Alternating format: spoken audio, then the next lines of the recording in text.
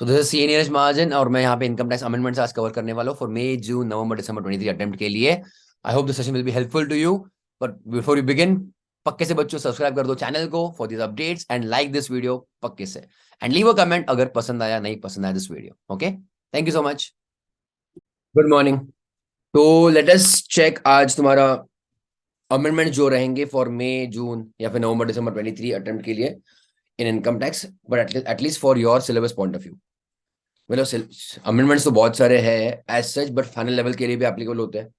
तो जो सिलेबस में है हमारे, उतना ही हम लोग ऑब्वियसली अमेंडमेंट देखने वाले फॉर सीए इंटरमीडिएट के लिए। ऑलराइट, बहुत सारे अमेंडमेंट्स नहीं है overall in the entire year, तो ज्यादा टेंशन नहीं। और जो अमेंडमेंट्स और भी ज्यादा है वो तुम्हारे सिलेबस में भी नहीं है, so don't worry about it. Right, so amendments are applicable for May June या फिर नवंबर दिसंबर 23 एग्जामिनेशन के लिए। ऑलराइट, तो I be covering the amendments from ICAI study material, मतलब जो तुम्हारा लेटेस्ट अवेलेबल है वेबसाइट पे। तो you can buy that material, अगर तुम्हारे पास है तो गुड, नहीं है तो बाय कर लो। एंड तुमको मैं सॉफ्ट कॉपी पे दिखा दूंगा ऑफ द आईसीएस स्टेटमेंट, मतलब कहाँ पे एग्जैक्टली अमेंडमेंट हुआ, तो तुम लोग तुम्हारे नोटबुक में या फिर टेक्स्ट बुक में वो नोट्स कर सकते हो। यस, चलिए आगे बढ़े हम लोग। तो सबसे एकदम बहुत छोटा अमेंडमेंट है सेक्शन 17(2). 17 तुम्हारा क्या है? सैलरी 17(2) मतलब तुम्हारा परक्विजिट एंड ऑल, करेक्ट। उसमें तुम्हारा प्रोविजो मतलब मेडिकल वाला, मेडिकल ट्रीटमेंट। सो आ जाओ बच्चों, तो यहाँ पे मैंने मार्क भी किया है कि कौन सा चैप्टर है एंड कौन सा page of ICS study material पे तुमको अमेंडमेंट मिल जाएगा। ओके, तो सैलरीज के चैप्टर में आओ, आईसीएस स्टडी मटेरियल पे 4.59, सैलरीज 4.59। ओके, आगे हम लोग यहाँ पे तो ध्यान देना। 17(2) प्रोविजो मेडिकल ट्रीटमेंट के बारे में अगर तुमको याद है तो क्या था बच्चों? 17(2) मेडिकल फैसिलिटीज, एम्प्लॉयर का खुद का हॉस्पिटल है, that is can be one thing. अगर खुद का हॉस्पिटल नहीं एम्प्लॉयर का, तो एम्प्लॉयर कैन रीइंबर्स। बट कौन सी हॉस्पिटल में अगर खर्चा हुआ तो गवर्नमेंट हॉस्पिटल, याद है। और अगर स्पेसिफाइड डिजीज है वो एटीयू वाला, तो तुम्हारा commissioner of income tax approved hospital में ही उसका वो खर्चे का रिइंबर्समेंट विल बी अलाउड। ये तुम्हारी तीन चीजें थी, करेक्ट लिया। तो चेक करना, यहाँ पे एक छोटा सा अमेंडमेंट है, द लास्ट पॉइंट चेक करो। तो मैं पॉइंट रिपीट कर रहा हूँ फिर से, चेक करो। रिइंबर्समेंट ऑफ एक्सपेंडिचर, तो रिइंबर्स किया एम्प्लॉयर ने for what purpose? Medical treatment, no doubt about it. पर कहाँ पे कहाँ पे खर्चा हुआ है? इन एनी हॉस्पिटल जो गवर्नमेंट का, and obviously for any disease उसका कोई टेंशन नहीं है। So any hospital, any government hospital के लिए कोई भी ट्रीटमेंट रहेगा। बट अगर प्रिस्क्राइब डिजीज रहा तो कमिश्नर ऑफ इनकम टैक्स से फिर सीसीआईटी से, चीफ कमिश्नर से तुम्हारा वो हॉस्पिटल अप्रूव होना चाहिए, तो ही बच्चों खर्चा रिइंबर्समेंट विल बी अलाउड, है ना, मतलब ऊपर वो तुम्हारा एग्जाम रहेगा। अब उसमें पॉइंट नंबर और एक ऐड हुआ है, in respect of any illness related to Covid. वो डिजीज वगैरह नहीं माना गया है, कोविड के रिलेटेड कुछ भी इलनेस रहा। ओके, अगेन इसके आगे subject to certain conditions notified by CG, मतलब ये भी तुम्हारा उसमें कवर होगा। ओके, तो अगर गवर्नमेंट हॉस्पिटल नहीं है, okay, as well as prescribe disease भी नहीं है, प्रिस्क्राइब डिजीज में डाला नहीं कोविड को, बट उसके रिलेटेड, कोविड के रिलेटेड कुछ भी रहेगा, तो भी बच्चों खर्चा अलाउ होगा। मतलब अलाउ होगा मतलब क्या? It will be exempt in the hands of employee, अगर एम्प्लॉयर ने कोविड रिलेटेड इलनेस के लिए कुछ भी खर्चा किया है। सब्जेक्ट टू सर्टेन कंडीशंस, तो कंडीशन बच्चों डिटेल में हमको ज्यादा नहीं है, पर वो चेक कर दे ऊपर ऊपर उस क्या है। However in order to claim the above benefit, है ना, ऑफ द प्रिस्क्राइब डिजीज, वो ऊपर वाला पॉइंट हो गया है, ये वाला प्रिस्क्राइब डिजीज का था। मैं बस थोड़ा सा उसमें और क्लैरिफिकेशन दे रहा हूँ। The employ shall attach with his return of income a certificate from hospital, जिसको एक्चुअली वो स्पेसिफाइड डिजीज ही था। Okay, and the receipt of the amount paid to the hospital, ये तुमको अटैच करना पड़ेगा इनकम टैक्स रिटर्न के साथ, दैट इज ओके। उतना ही है कि प्रिस्क्राइब डिजीज के बाद हमको कोविड रिलेटेड इलनेस को भी अलाउ हुआ है। It will be in any, वहां पे सब्जेक्ट टू सर्टेन कंडीशंस बोला है ना, यहाँ पे सब्जेक्ट टू कंडीशंस बोला, तो कंडीशंस यहाँ पे हमको डिटेल में नहीं है। ओके, सी यहाँ पे इन any hospital maintain by government, तो यहाँ पे ये वाले केस में कुछ तुम्हारा डिजीज के बारे में बताया गया है क्या? इसमें तो कुछ भी तुम्हारा कवर हो सकता है गवर्नमेंट हॉस्पिटल में, है ना। यहाँ पे प्रिस्क्राइब डिजीज है तो वो तुम्हारे अप्रूव हॉस्पिटल में ही होगा, करेक्ट। सी, ये प्रिस्क्राइब डिजीज तो गवर्नमेंट में करते तो ऑब्वियसली वो एग्जाम था ही ना, मतलब टैक्सेबल नहीं है। पर प्रिस्क्राइब डिजीज और गवर्नमेंट में नहीं कर रहे हो तो इट शुड बी अप्रूव्ड। और यहाँ पे हमको कुछ डिटेल्स यहाँ पे सिलेबस के रिलेटेड अभी दिया नहीं है। अगर हमको डिटेल में जाना है तो obviously can again check the rules etcetera also over this conditions. जितना सिलेबस में है उतना हम लोग करेंगे, है ना। तो Covid related will be examined, done. That is just a small again amendment in salaries, और कुछ नहीं सैलरीज में। आ जाओ पीजीबीपी में। Okay, PGBP 4.252 ICS study material 4.252 4.252। Okay, ready, ध्यान देना। फिलहाल सेक्शन 40 ओवरऑल बच्चों क्या है, 40 डिसअलाउंस से चालू हो जाते तुम्हारे, बराबर है। 40 and all of that, 43B वगैरह जो भी तुम्हारे डिसअलाउंसेस है। एंड 40A1A 40A1 वो हम लोगों ने देखा था बच्चों टीडीएस के रिलेटेड। So there is one more section 48(2). Okay, ध्यान देना। 48(2) खास क्या बोलता है बच्चों, कि अगर तुमने इनकम टैक्स पे किया, ध्यान देना भी, ओके, और कोई भी टाइप का टैक्स पे किया, टैक्स वो तुम्हारी गवर्नमेंट ड्यूटी है, तुमने उसको पे किया टैक्स, तो it will not be allowed as deduction. It will not be allowed as deduction. अगर वो तुमको पीएनएल, तुमने वो चीज को पीएनएल में डेबिट मारा है, तो उसका एक्सपेंडिचर नहीं मिलता है। ठीक है, अगर याद है हम लोग जीएसटी का लेते थे, इनडायरेक्ट टैक्सेस का लेते थे, पर इनकम टैक्स अलाउड नहीं था, याद आ रहा है। तो यहाँ पे लिखा बच्चों टैक्स, तो ध्यान देना। Any sum paid on account of, मतलब बिकॉज ऑफ एनी रेट और tax levied on the profits on the basis of or in the proportion of the profits and gains of any business or profession, any rate और tax levied, इसका बच्चों तुमको disallowance रहेगा। अब यहाँ पे ध्यान देना, तो टैक्स में आएगा क्या, ये वर्ड बच्चों टैक्स में क्या क्या आएगा। ओके, चेक करो। It is clarified that the term tax shall include, okay, and shall be deemed to have always been included। अब ध्यान देना, shall include मतलब तो फ्यूचर के लिए हो गया, and shall be deemed to have always include मतलब ये तुम्हारा रेट्रोस्पेक्टिव अमेंडमेंट है। अब मैटर क्या बच्चों को बताता हूं मैं। ऑब्वियसली जब हम इनकम टैक्स पे करते हैं तो इनकम टैक्स, सरचार्ज मतलब जिनका इनकम ज्यादा है, एंड सेस ये चीजें आती थी, सही बात है। और हमको बच्चों इनकम टैक्स का डिसअलाउंस है। किसका डिसअलाउंस है, इनकम टैक्स का मतलब अगर तुम्हारा इनकम टैक्स पीएनएल डेबिट में है, हम उसको डिसअलाउ करते थे। ओके, पीजीबीपी में। तो अभी कुछ झगड़ा हो गया था between some assessees and department. I am just saying in short, telling you in short. वो लोग कहते हैं अच्छा इनकम टैक्स का डिसअलाउंस है ना, सरचार्ज और सेस तो अलग नाम है, but is it in the nature of income tax, नहीं, इनकम टैक्स अलग से नाम है। तो टैक्स में तुम्हारे पास इनकम टैक्स आएगा, सरचार्ज और सेस नहीं आएगा, ऐसे कुछ असेसीज का कहना था। तो बच्चों असेसीज ने सरचार्ज और सेस का अलाउंस लेना चालू कर दिया, मतलब they were allowing it as an business expenditure. Obviously matter court में गया, आई थिंक वो मैटर सुप्रीम कोर्ट तक भी गया, और फिर सुप्रीम कोर्ट ने बोला शायद कि यस, कि इनकम टैक्स अलग है और सरचार्ज सेस अलग होता है। फिर असेसी को मतलब the decision was in favour of assessee कि हाँ इनकम टैक्स का डिसअलाउ कर देंगे, बट सरचार्ज सेस मिलेगा। बच्चों तुरंत अगले साल डिपार्टमेंट ने, इनकम टैक्स डिपार्टमेंट ने या तुम्हारे फाइनेंस मिनिस्टर ने बच्चों इसके ऊपर अमेंडमेंट लाया और बोला कि कोर्ट ने बोला है चलो ऑब्वियसली ठीक है, बट यहाँ पे रेट्रोस्पेक्टिव अमेंडमेंट दिया गया है कि हमारा इंटेंशन वो नहीं था। हम लोग हमेशा वही मतलब हम लोग उसमें ऐसा कुछ बाइफरकेट नहीं करते कि इनकम टैक्स सर्च सेस अलग है, तीनों एक ही है। किसने बोला, डिपार्टमेंट ने बोला। इनकम टैक्स एक्ट में बच्चों अमेंडमेंट आया रेट्रोस्पेक्टिव, और क्या बोला, इनकम टैक्स वाज ऑलवेज, उसके अंदर क्या इंक्लूड होगा, सरचार्ज भी आएगा, सेस भी आएगा। तो चेक करो, तो shall include and shall always be deemed to have been included मतलब रेट्रोस्पेक्टिव अमेंडमेंट एनी सरचार्ज और cess on such tax. Include बोला, टैक्स के अंदर बच्चों क्या आएगा, सरचार्ज और सेस भी आएगा। Hence tax including surcharges and cess बच्चों will be now disallowed, clear cut. यहाँ पे बच्चों इन्होंने इन अ वे बच्चों ये क्लैरिफिकेशन दिया है।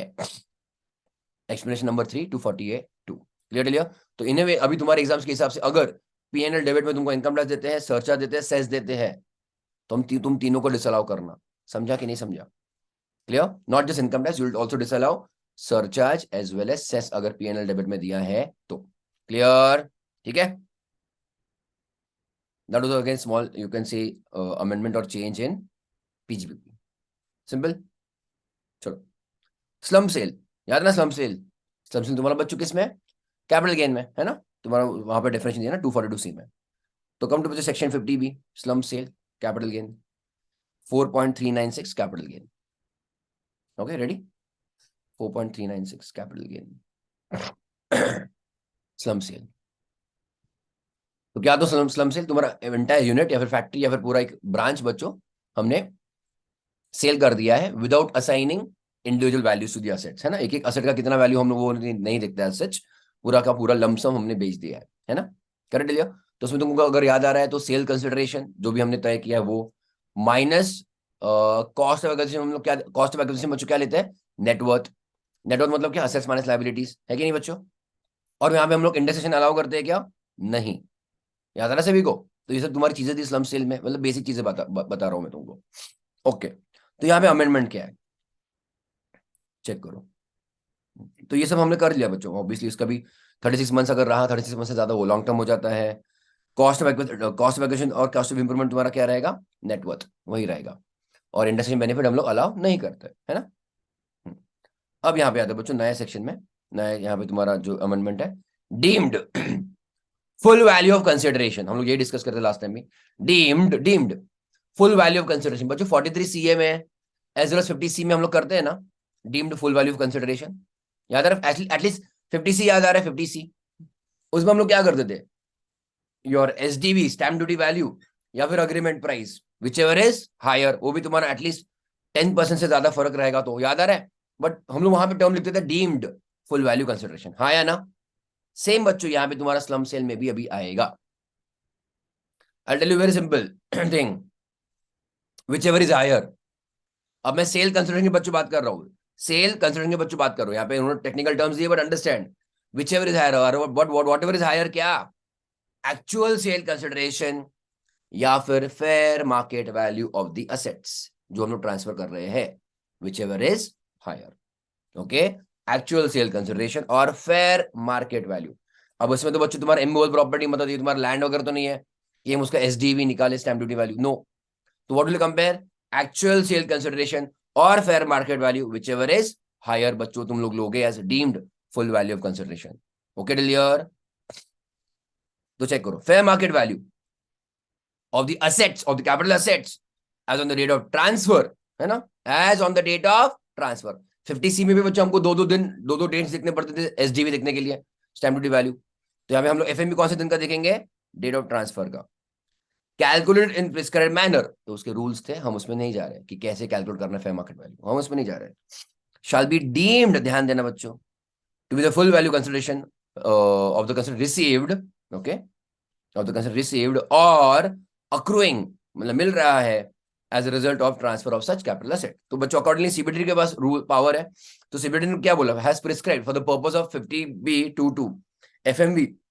हम लोग एफएमवी कैसे कैलकुलेट करेंगे, हायर ऑफ एफएमवी 1 एफएमवी 2। क्या है बच्चों ध्यान देना, एफएमवी 1 हम लोग इस फेयर मार्केट वैल्यू की बात करें, how to calculate, being fair market value of the capital assets transferred by way of slump sale as on the date of slump sale. तो ये हम ऑलरेडी देख चुके हैं, ऊपर की चीज को बच्चों ने थोड़ा डिटेल में दिया है। क्या है बच्चों fair market value, fair market value 1 क्या है, जो असेट्स जा रहे हैं बेच रहे हो उनका fair market value on the date of transfer. I repeat, क्या है बच्चों fair market value 1 FMV of the capital assets transfer, जो तुम्हारे असेट्स गए उसका फेयर मार्केट वैल्यू कौन से दिन का, डेट ऑफ ट्रांसफर। यहां तक सिंपल था, फेयर मार्केट वैल्यू बोला है। डिड वी से द सेल एक्चुअल में सेल कंसिडरेशन, नहीं, फेयर मार्केट वैल्यू। ओके, तो एफएमई 2 उन्होंने क्या लिया यहाँ पे, being fair market value of the consideration. अरे व्हाट इज कंसिडरेशन बच्चों, what ever you get in return that is obviously consideration. याद आ रहा है, वेदर मॉनिटरी और इंपॉर्टेंटली बच्चों इवन नॉन मॉनिटरी, मतलब इन अ वे बच्चों यहाँ पे बार्टर सिस्टम है, अगर या फिर तुमको कुछ कैश में मिल रहा है और कुछ काइंड में मिल रहा है ना, तो your you are getting some non monetary benefit also. Okay, तो उसका फेयर मार्केट वैल्यू हम लोग लेंगे। अंडरस्टैंड, फेयर मार्केट वैल्यू 1 पे ध्यान देना, इट इज आउटगोइंग के हिसाब से देखा जा रहा है। फेयर मार्केट वैल्यू बच्चों 2 क्या है, इनकमिंग के एंगल से देखा जा रहा है। कुछ समझ रहा है कि नहीं समझ रहा है, तो मैंने जो चीज दी उसका फेयर मार्केट वैल्यू वो 1 में आएगा, और मुझको जो रिटर्न में मिल रहा है उसका फेयर मार्केट वैल्यू 2 में आएगा। तो चेक करो फिर, सो एफएमवी 2 डिस्कस करो फिर से मैं, being the FMV of the consideration received, समझ रहे हैं ना। एफएमवी 1 में क्या है, ट्रांसफर्ड, जो दिया उसका एफएमवी, एफएमवी 2 में क्या देख रहे हम लोग, जो मिला उसका FMV whichever is higher. समझ रहे हो। अगर तुमको फिर से सीए फाउंडेशन का थोड़ा सा याद आ रहा है, कंसिडरेशन चैप्टर, उसमें एक कंसेप्ट था, consideration need not be adequate. I am just trying to tell you, मतलब 5 लाख की गाड़ी मैंने बच्चों 3 लाख में दे दी, समझ रहा है मेरा एग्जांपल, 5 लाख एफएमवी है, मैंने 3 लाख में दे दी। तो बच्चों यहाँ पे अगर मैं 50B22 यूज करूं तो मैं क्या यूज करूंगा बच्चों, sale consideration 5 lakhs। I getting my point, क्योंकि मैंने जो दिया उसका फेयर मार्केट वैल्यू 5 लाख था, और मुझको जो मिला उसका फेयर मार्केट वैल्यू 3 लाख है, तो मैं कितना लूंगा, लैक्स। अंडरस्टूड। मतलब यहाँ पे अगर हम मैं डिस्काउंट में दे रहा हूँ चीजें तो भी मुझको बच्चों फेयर मार्केट वैल्यू लेना है, अगर if fair market value is higher. समझा? उल्टा भी हो सकता है, हाँ या ना बच्चों? क्लियर? डिड यू अंडरस्टैंड लिया? अगर 10 लाख का गाड़ी मैंने 12 लाख में लगा दिया, मैं मतलब फेयर मार्केट वैल्यू 10 लाख था, मैंने 12 लाख में बेचा, मुझको अच्छा कस्टमर मिल गया, तो मैं 12 लाख लूंगा obviously. Is it okay? So FME2 being FMV of the consideration, monetary or even non-monetary, received or accruing because of transfer. अब ये एक एग्जांपल देखेंगे हम लोग, उसमें और क्लियर होगा, ठीक है? जो अपने टेक्स्ट बुक में नहीं था, तो we'll have to just update that, but इसलिए मैं तुमको एक क्वेश्चन दिखा रहा हूँ यहाँ पे। थोड़ा अगले 4.398 पे एक पेज दिया है, चेक करो, डायग्राम दिया है, competition of capital gain on slum sale. तो हम क्या लेंगे बच्चों सेल कंसिडरेशन? FMV1 और FME2 whichever is higher. Yes, FME1 जाने वाला, FME2 आने वाला, ठीक है? कम टू एग्जाम्पल 4.399 पर तुमको दिखेगा, ये सेम एग्जाम्पल अपने टेक्स्ट बुक में भी है, बट उन्होंने अभी चेंज क्या किया, जस्ट चेक करो। Mister A is a proprietor of Akash enterprises having 2 units. He transferred on 1st April 22 his unit 1, उसने बेच दिया, bye way of slump cell for a total consideration of 25 lakhs। कितना मिल रहा है बच्चों उसको पैसा, cash? 25 lakhs। The fair market value of the capital asset of unit 1 as on the date of transfer is 30 lakhs। बच्चों सस्ते में बेच रहा है, महंगे में बेच रहा है? सस्ते में बेच रहा है। 30 lakhs उसका FME है बच्चों, असेट्स का, वो बेच रहा है 25 लाख में। What will we take as sale consideration? 30 lakhs। ये बात क्लियर है? ऑब्वियसली 30 lakhs लिखना और थोड़ा सा शो ऑफ करना कि ये 50B22 के हिसाब से है, whichever is higher. Did you understand your? पक्का? ओके, तो ये पक्के से आएगा, मतलब ये तो तुमको दो दो अभी अमाउंट तुमको देके रखेंगे लोग, ठीक है?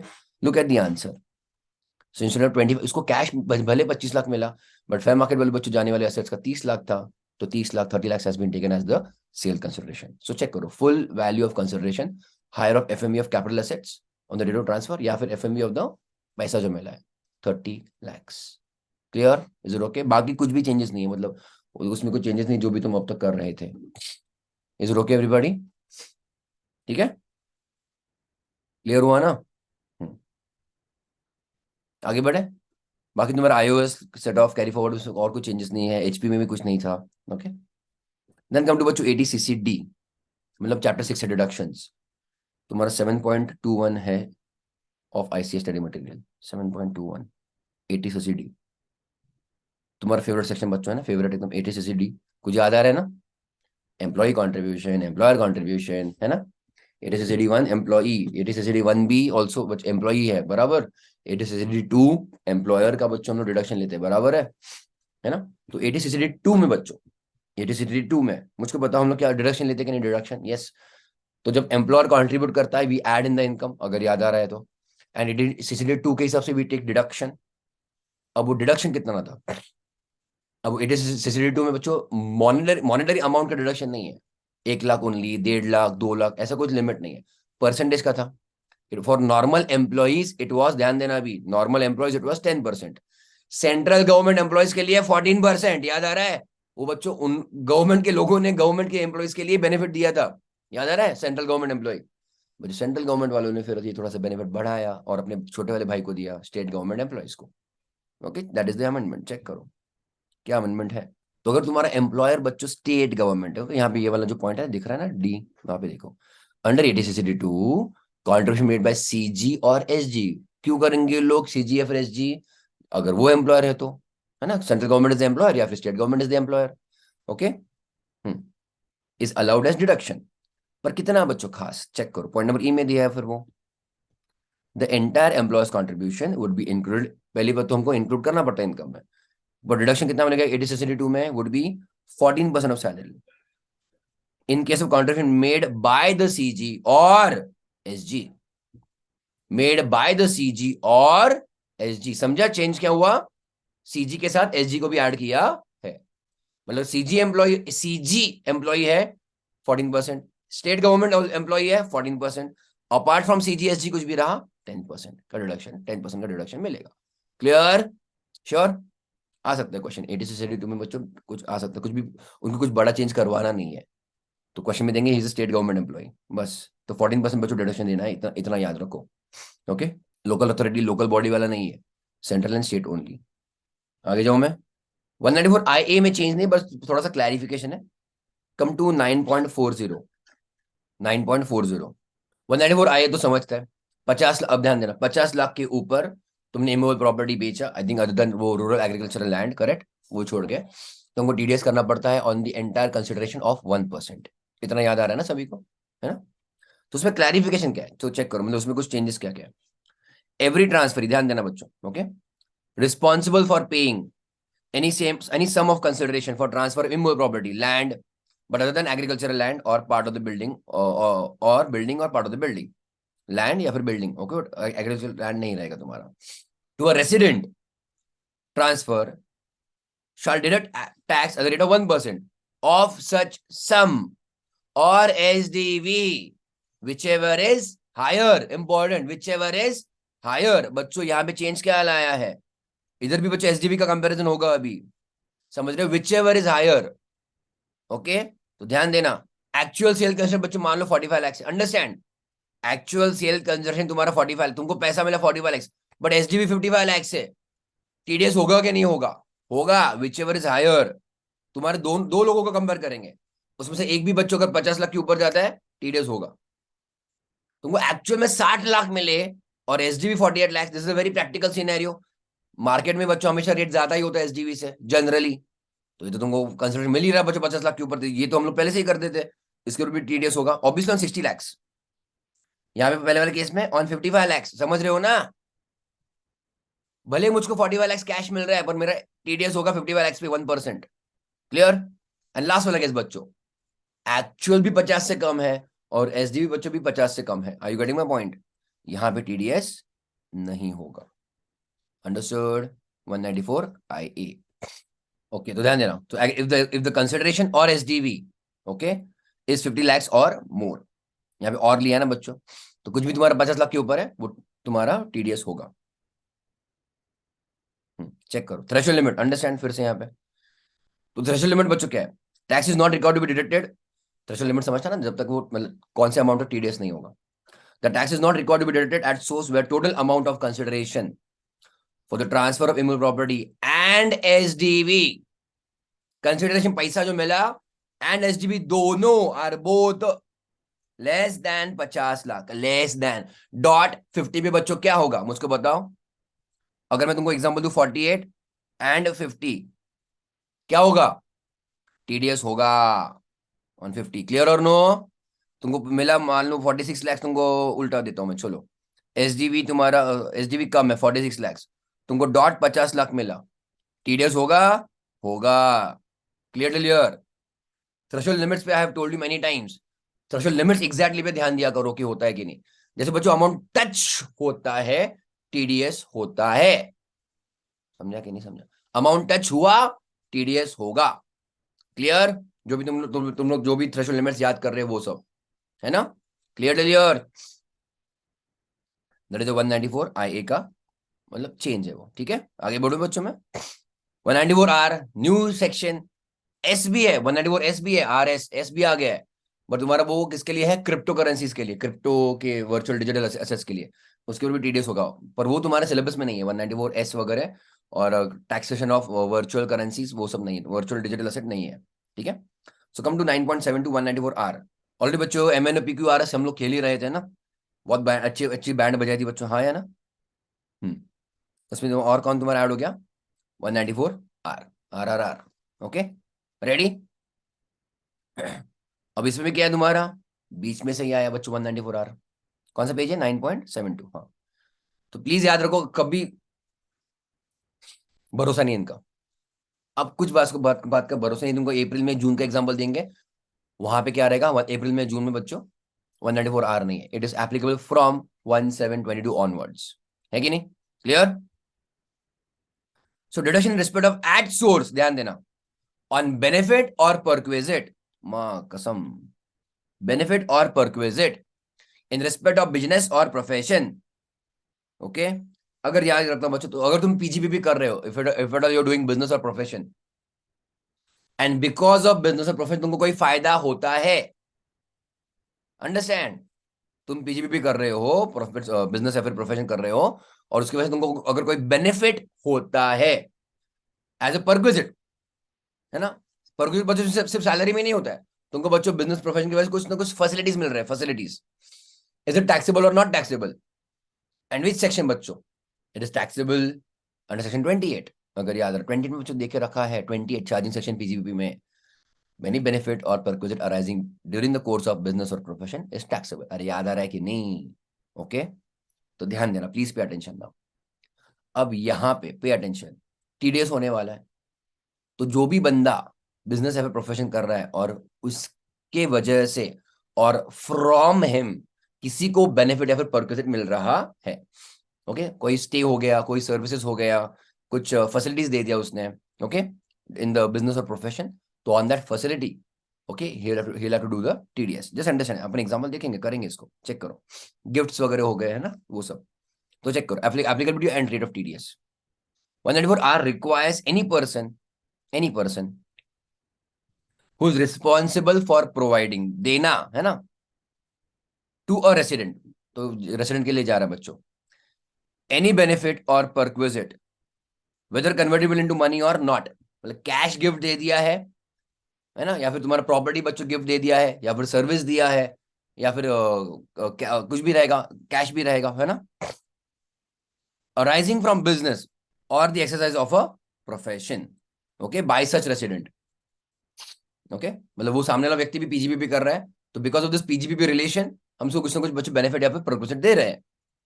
तो हम जब दे रहे हैं तो जो देने वाला इंसान है बेनिफिट या फिर परक्विजिट, टू एंश्योर, देते वक्त ensure before providing such benefit और perquisite to such resident that tax has been deducted in respect of such benefit or perquisite, कितना बच्चों? at the rate of 10%। तो 194 आर कब एप्लीकेबल होगा? परक्विजिट या फिर बेनिफिट दे रहे हो, टीडीएस रेट 10%, है ना। अब ध्यान देना, केसेस वेयर बेनिफिट और perquisite is wholly in kind, okay तो बच्चों कुछ गिफ्ट आइटम दिए हैं तो इन काइंड और partly in kind and partly in cash, कुछ एनवलप भी दे दिया कैश का, प्लस बच्चों तुमने कुछ ऊपर से गिफ्ट भी दिया है, राइट एलिया। तो अब इन दैट केस क्या होगा? In a case where the benefit और परक्विजिट, अब बच्चों जो चीज तुम काइंड में दे रहे हो, गुड्स दे रहे हो, उसका टीडीएस कैसे करोगे ना, कि एक आइटम रख लोगे क्या ये टीडीएस है? नहीं ना। So in a case where the benefit और perquisite as the case may be is wholly in kind या फिर some in kind and some in cash. अब ध्यान देना, but a part in cash is not sufficient to cover the entire TDS liability, okay is not sufficient to meet the liability of TDS। मतलब example क्या, ध्यान देना बच्चों, तुमने for example goods gift दिए है ना, बेनिफिट परक्विजिट 95 लाख के गुड्स या फिर सर्विस कुछ भी रहेगा, उसका वैल्यूएशन 95 लाख का है, बट कैश दिया बच्चों 5 लाख का, समझ रहे हो? तो टोटल बेनिफिट तुमने कितने का दिया है? 100 लाख का। अब टीडीएस कितने के ऊपर होगा? 100 लाख के ऊपर, obviously eight the rate of 10%, 10 lakh. तो 10 लाख में टीडीएस कैसे करूं अगर मेरा कैश ही 5 लाख का है? Are you getting my point? Understood everybody? तो मैं 5 लाख के गुड्स रख लूंगा क्या? दैट इज एन इशू ना, समझा? तो ध्यान देना, that is first of all problem कि हमारा cash is not sufficient to cover the TDS in respect of whole of such benefit और perquisite. The person responsible for providing such benefit और perquisite shall before releasing the benefit और perquisite, क्योंकि बच्चों बहुत बार तो वो तुम्हारा गिफ्ट इन काइंड ही रहेगा ना, तो जो देने वाला है बच्चों benefit perquisite shall ensure that tax required to be deducted has been paid in respect of benefit और perquisite। मुझको बताओ यहाँ पे क्या लिखा है? shall ensure that TDS हुआ और पे किया, मतलब बच्चों isn't it this a kind of out of pocket TDS? मतलब ये वाले बच्चों एग्जांपल में क्या होगा, हमें अगर 100 लाख का मैं बेनिफिट दे रहा हूं है ना, और ऑब्वियसली जितना मैं कैश दे रहा हूं वो कम पड़ रहा है to cover the entire TDS, तो मैं 5 लाख तो कम कर दूंगा, उसको 95 लाख से मैं गुड्स दे दिया मैंने, प्लस बच्चों ऊपर से 5 लाख का कैश इन अ वे मुझको टीडीएस मेरे ही पॉकेट से भरना पड़ेगा। सामने वाला का ही मैं टीडीएस मान लो उसको उसको हमको काउंट करना पड़ेगा, सामने वाले को बच्चों क्रेडिट मिलेगा। Are you getting my point everybody?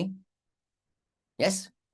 तो यहाँ पे गवर्नमेंट क्या कर रहा है, लॉ क्या कर रहा है, तुम भले तुम्हें 100 लाख का गुड्स दे दो, कैश छोड़ दो, 100 लाख का गुड्स दे दो, हमको कुछ लेना देना नहीं, बट टीडीएस तुमने भरना है। क्लियर लिया? तो योर बच्चों पेयर विल हैव टू पे it out of his own pocket also, alright. तो शाल इंश्योर लिख दिया उन्होंने, क्लियर कर लिख दिया। 194 बच्चों आईबी अगर याद है, 194 आईबी है ना, वो रेंट वाले केस में तो वहां भी ऐसे ही बोला था, क्या बोला था कि जितना तुम रेंट पे कर रहे हो उससे ज्यादा टीडीएस का अमाउंट हो रहा है तो बस उतना ही अमाउंट तक, जितना रेंट पे किया उतना अमाउंट तक टीडीएस भर तो चलेगा। यहाँ पे ऐसा नहीं बोला है, क्योंकि तुम देते वक्त बच्चे शायद गुड्स दे रहे हो, तो यहाँ पे payer has to, the giver has to pay the TDS. Understood? तो shall ensure tax record to be deducted has been paid in respect of benefit of perquisite. Threshold limit चलो आ जाओ, कब एप्लीकेबल नहीं होगा 194 R? No tax is required to be deducted under section 194 R कब? In case of resident, okay, with value और aggregate of values, मतलब total अगर बहुत सारे गिफ्ट्स दे रहे हो साल भर में तो गिफ्ट्स या फिर benefits perquisite, aggregate of value of the benefit or perquisite provided or likely to be provided to such resident is does not exceed बच्चों 20,000। थ्रेशोल्ड लिमिट कितना? 20। और कोई भी सेक्शन का था बच्चों, सेक्शन कोई भी दूसरे सेक्शन का 20,000 था? नहीं था ना। 5,000 है शायद, 10,000 है, 30,000 भी है, 20,000 आई थिंक कहीं और नहीं है ना थ्रेशोल्ड लिमिट। सो 194 आर कितना याद रखना? 20,000। That is one point. या फिर और सिंपल, तुम्हारा इंडिविजुअल लाइफ एचयूएफ बच्चों is not a deductor in the current year. Why is he not a deductor in the current year? Because उसका पिछले साल बच्चों बिजनेस या फिर प्रोफेशन का टर्नओवर 1 करोड़ या फिर 50 लाख के ऊपर नहीं था। कुछ समझा के नहीं? Okay, in case of an individual और HUF whose total sales, okay, gross receipts और टर्नओवर फ्रॉम बिजनेस और profession does not exceed 1 crore या फिर 50 लाख। 1 करोड़ किसके लिए? बिजनेस के लिए। 50 लाख किसके लिए बच्चों? प्रोफेशन के लिए, ड्यूरिंग द प्रीसीडिंग ईयर। हाँ या ना? कुछ समझा कि नहीं? मतलब अगर ये हम लोग बहुत बार कर चुके हैं रेगुलर बैच में भी, तो अगर बच्चों हम लोग PY 22 23 की बात कर रहे हैं, हम लोग क्या कह देते हैं? वो डिडक्टर ये साल में क्यों नहीं है? क्योंकि PY बच्चों मान लो 21 22 में क्या हो गया, उसका turnover is less than 50 lakh अगर वो प्रोफेशन कर रहा है, या फिर बच्चों 1 करोड़ अगर वो बिजनेस कर रहा है। कुछ समझ रहा है कि नहीं? याद आ रहा है ना? during the financial year immediately preceding the financial year in which such benefit or perquisite as the case may be is provided by such person. Is it okay? तो करंट ईयर में बच्चों डिडक्टर होना चाहिए and उसका benefit जो दे रहा है 20,000 के ऊपर होना चाहिए कोई भी रिसिपिएंट को, तब जाके टीडीएस करेगा at the rate of 10% on the total value.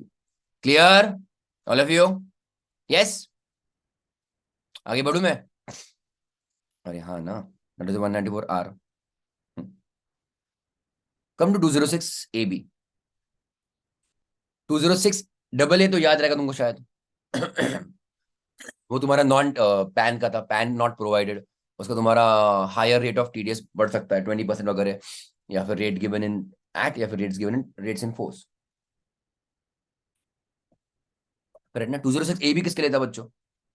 कि जो सामने वाला डिडक्टी है वो भाई साहब इनकम टैक्स रिटर्न नहीं फाइल नहीं कर रहा है 2 सालों से, है ना? ऐसा था ना?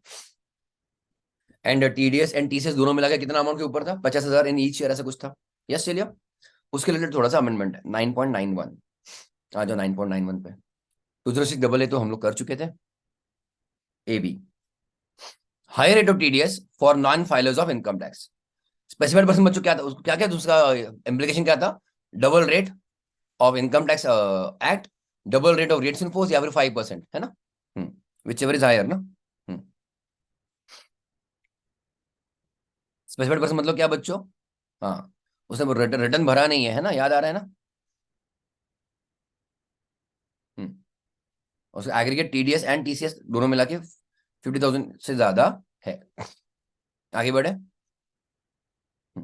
तो क्या चेंज है चेक करो। However, यहाँ पे ये वाली लास्ट लाइन में, however 206 AB is not applicable। Exemption बच्चों 206 AB से, ये इंपॉर्टेंट पॉइंट बन जाता है कि तुमने इतने डिटेल में पढ़ा कि नहीं पढ़ा, ध्यान देना, ठीक है? तो 206 AB हर जगह पे मत लगा दो। कहां कहां पर एप्लीकेबल नहीं है 206 AB? In case of tax deductible at source under section 192 बोलो फटाफट। सैलरीज, एम्प्लॉई ने रिटर्न नहीं भरा तो 206 AB नहीं लगेगा। क्लियर? रो देगा बेचारा वो, मेरे सैलरी से ज्यादा टीडीएस है। 192A बताओ फटाफट क्या है तुम्हारा? विड्रॉल ना, removal from EPF employ provident fund, बराबर। 194B तुम्हारे वो लॉटरी विनिंग्स, बीबी वो सब वही है ना, जैकपॉट वगैरह, हॉर्स रेस विनिंग। IAIBM ये सब तुम्हारा सब अभी इंट्रोड्यूस किया गया है, इसके ऊपर भी 206 AB नहीं लगेगा। 194I अभी जस्ट किया हम लोगों ने 50 लाख के ऊपर वाला, TDS eight the rate of 1%, ये डबल डबल रेट नहीं लगेगा। क्लियर? अगर डिडक्टी ने रिटर्न नहीं भरा है तो आई बी रेंट वाला, याद है ना, rent more than 50,000 per month. M and N, वो तुम्हारा एम किसके लिए था बच्चों? 194 सी जे और एच का कॉम्बिनेशन था ना, 194 एम, याद आया? उसके ऊपर भी तुम्हारा 1206 ए भी नहीं लगेगा। एंड 194 एन आई थिंक तुम्हारा वो कैश विड्रॉल के लिए था। अरे हाँ या ना? तो चेंज क्या है, इन लोगों को भी बच्चों ऐड किया है, 194 आई ए आई बी एंड एम, इनके ऊपर 206 ए बी नहीं लगेगा। ओके, तो वहां पे लिख देना है, फिर नोटबुक में किधर भी लिख दो 206 A B not applicable on, है ना, ये सब तुम्हारे नंबर लिख देना, 192 A B B B I A, है ना, आई ए आई बी, वही तुम्हारे 192, यहाँ पे 194 चालू हो जाएगा, बट ठीक है, आई बी यम एन। ठीक है एवरीबॉडी, इनके ऊपर 206 ए बी नहीं लगेगा, that is 206 A B. Okay, लगे चैप्टर की तरफ बढ़ते बच्चों। रिटर्न ऑफ इनकम, सो 139(1) मतलब तुम्हारा due date, original due date. So आ जाओ 10.7, रिटर्न ऑफ इनकम चैप्टर में 10.7, 139(1), याद आ रहा है 139(1), है ना?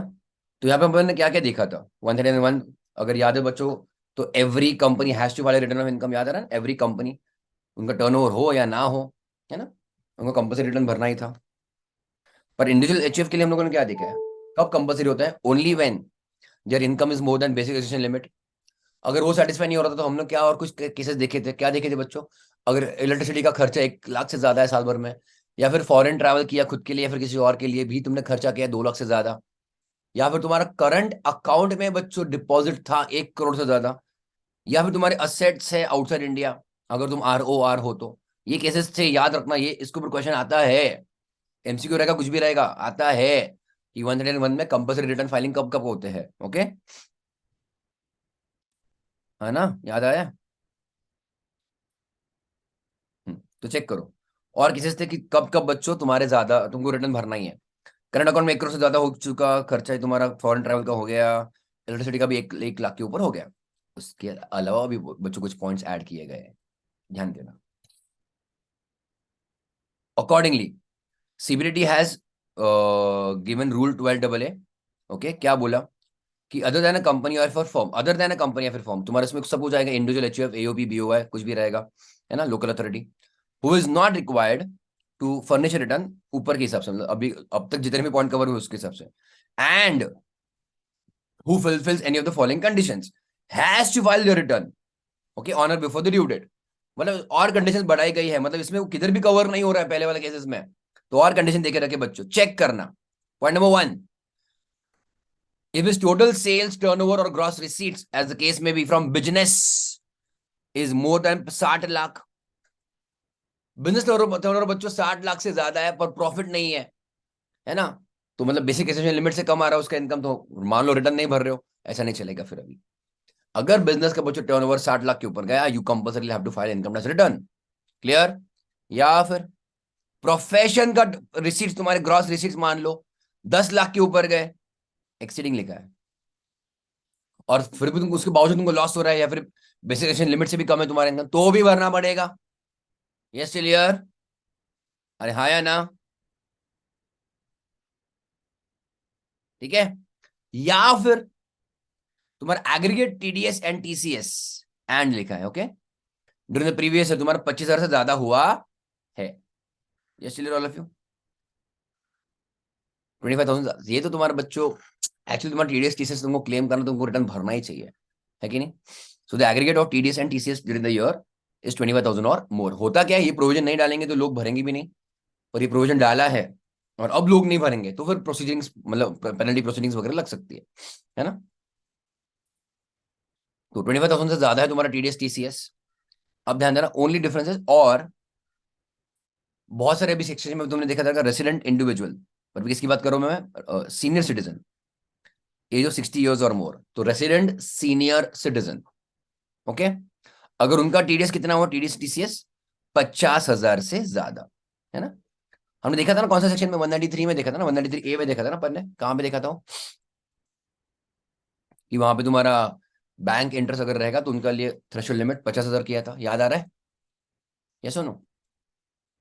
Already everybody? ठीक है, कुछ याद आया? सो पॉइंट नंबर 3 क्या है? अगर तुम्हारे ऊपर टीडीएस टीसीएस हुआ 25,000 से ज्यादा, पर अगर तुम रेसिडेंट सीनियर सिटीजन हो तो टीडीएस टीसीएस तुम्हारा 50,000 से ज्यादा हुआ है, then you have to file compulsory the return. And lastly, the deposit in one और more savings bank account, savings of the person in aggregate is 50 lakh से ज्यादा. इंपॉर्टेंट बच्चों, ऊपर करंट अकाउंट था, मतलब बिजनेस वाले लोगों को टारगेट किया गया था पहले 1 करोड़ से ज्यादा का कैश डिपॉजिट. हाँ या ना? कर एवरीबडी? यहाँ पे कितना बच्चों? 50 लाख से ज्यादा. तो डिपॉजिट इन वन और more savings account of the person in aggregate is 50 lakhs और मोर. यस, टोटल तुम्हारे credits in the savings account 50 lakh से ज्यादा है, और फिर भी तुम रिटर्न नहीं भर रहे हो, ऐसा नहीं चलेगा. रिटर्न भरना पड़ेगा. 50 लाख कितने कहां से आ गए? उनके लिए बच्चों बड़ी अमाउंट है. Clear everybody? वो भले लोन क्यों ना हो, कुछ भी रहेगा, even if it is loan, return भरना पड़ेगा. सेविंग्स अकाउंट प्लीज याद रखो. तो ये तो पक्के से याद रखना है अमेंडमेंट में, this will be important. Clear all of you? अरे हाँ, आगे बढ़े. तो तुम्हारे ये 4 पॉइंट्स ऐड हुए जिनको कंपल्सरी रिटर्न भरना है. All right. हाँ, आते बच्चों सबसे बढ़िया सेक्शन है ना, 139(8)A. ओके, करे ना इसको. 139, ओके, 139(8)A 10.15. हमको 139(1) याद है, ओरिजिनल ड्यू डेट. 139(4) याद है, belated. And 139(5) revised. Yes clear है ना? उसके बाद बच्चों उसके अलावा और थे अपने पास. 139(3) तुम्हारा लॉस रिटर्न था, डिफेक्टिव रिटर्न भी था, है ना? 139(9) शायद. Correct everybody? Now we have one more यहाँ पे, 139(8)A. Interesting section. ओके, चलो आ जाओ उसके ऊपर. 234A बच्चों कब लगता है? 234ABC याद है ना, एडवांस टैक्स के टाइम. 234A रिटर्न के बाद, रिटर्न के ड्यू डेट के बाद. 234B बच्चों 1 अप्रैल के आगे. एंड 234C साल भर के लिए, है ना? याद आया? 234F भी याद है, 5,000 रुपए या फिर 1,000 रुपए, है ना? 5,000 और 1,000. अंडरस्टूड? तो आई होप ये तो तुमको ऑलरेडी पहले से बच्चों दिया था. 139(4) का ड्यू डेट क्या होता है? बिलेटेड 31 दिसंबर लिखूंगा मैं, है ना? मैं फिलहाल 31 दिसंबर लिख रहा हूँ. 31 December of the AY. Okay, मैं सिंपल लिख रहा हूँ. तो अभी तुम्हारा कौन सा PY चल रहा है? 22-23. उसका AY कौन सा चल रहा है बच्चों? 23-24. तो 31 December 23 is a due date for what? Belated as well as. Also बच्चों कॉमन किसके लिए? ये रिवाइज के लिए भी वही है. क्लियर? और तुम मुझको बताओ बच्चों, 139(1) के ड्यू डेट्स क्या है? टेल मी फटाफट. 139(1) की ड्यू डेट्स क्या है? मैं यहाँ पे लिख रहा हूँ 139(1). 31 जुलाई नॉन ऑडिट केसेस, 31 अक्टूबर ऑडिट केसेस, और तुम्हारा 30 नवंबर ट्रांसफर प्राइसिंग केसेस. हाँ या ना? क्लियर? तो प्लीज अंडरस्टैंड प्रॉब्लम क्या है यहाँ पे. मतलब ये तुम्हारा लास्ट कट ऑफ डेट है ना बच्चों. अगर रिवाइज भी करना रहा तो भी 31 दिसंबर. अगर मान लो तुम लोग 139(1) फॉलो नहीं कर पाए तो बिलेटेड 139(4) भी तुम्हारा यही डेट है बच्चों. एज सच, है ना? जुलाई टू दिसंबर हार्डली 5 मंथ्स है ना. अगस्त सितंबर अक्टूबर नवंबर दिसंबर 5 मंथ्स. यस, इनके लिए तो बच्चों नवंबर दिसंबर 2 महीना, और इनके लिए तो बच्चों 1 ही महीना मिलता है, जो भी इनको कुछ भी रेक्टिफिकेशन करना रहा तो. क्लियर? मतलब एज ऑन 1 जनवरी 24 कुछ चांस है कि तुम्हारे पास कुछ रिटर्न भरने का खुद से वॉलंटरीली? नहीं, नहीं था बच्चों. समझ रहे हो? तो थोड़ा सा कुछ गलती हो गया है, बहुत टाइम कम है, डेटा अवेलेबल नहीं था. But here what ever said and done बच्चों, 31 दिसंबर के आगे खुद को एज एन असेसी को कुछ चांस नहीं था रिटर्न भरने का. अगर मैं 5-10 साल के पहले की बात करूं तो बहुत टाइम मिलता था, 2-2 साल हमको मिलता था बच्चों. 1 साल खत्म होने के बाद 2-2 साल मिलता था. रिवाइज रिटर्न भरो, बिलेटेड भरो, बहुत कुछ था मेरे पास ऑप्शन. ओके, और अभी बहुत टाइम पर उन्होंने बहुत कम कर दिया है ताकि फटाफट असेसमेंट खत्म हो जाए. बट ये चीज फिर से अभी बाउंस बैक कर रही है लोग, मतलब उनको तकलीफ हो रही है कि भाई टाइम एक्चुअली में एसएससी के पास एक्चुअल में कम पड़ता है टू फाइल इधर रिवाइज और इवन बिलेटेड बाय 31 दिसंबर. इसलिए वॉलंटरीली अगर एसएससी को कुछ डिक्लेयर करना है वॉलंटरीली, तो बच्चों 31 दिसंबर के आगे भी एक नया रिटर्न देके रखा है. That is called as updated return. So that returns which you can file after 31 December. उसके ऑब्वियसली टर्म्स एंड कंडीशंस है, वो हम लोग करेंगे. क्लियर? सो 31 दिसंबर के बाद अगर भर सकते हो, दैट इज बच्चों called as updated return. It is not belated return. Okay, चलो आ जाओ बच्चों यहाँ पे फिर 15 पेज नंबर 15 पे है. Option to file updated return of income. है ना, चेक करो। Option to file updated return, any person individual, HO, AOP, BOI, company, firm, LLP, कुछ भी रहेगा वो, local authority, AJP, any person may furnish updated return of his income or the income of any other person in respect of which he is accessible, मतलब clubbing वो छोड़ दो, for the previous year relevant to AY, हम लोग कभी भी मतलब कोई भी साल के लिए हम लोग बात कर रहे हैं, एट एनी टाइम, जब चाहे तब अपडेट रिटर्न भर सकता है, बट कितना, ओनली बच्चों with in 24 months, eight any time with in 24 months. ये तुम्हारा बच्चों ओरिजिनल चलता था ये सब, जब मैं तुमको मैंने बताया 5-10 साल पहले की बात है, तब चलता था, 2 साल चलता था बच्चों, एवाई खत्म होने के बाद कि तुम भरो तुम्हारे बिलेटेड रिटर्न्स ऑल्सो, बहुत टाइम था अपने पास। Okay, anyways, at any time within 2 years 24 months, time बढ़ा है बच्चों, from the end of AY. वाह वाह वाह वाह, कितना टाइम दिया बच्चों, 2 साल from the end of एवाई।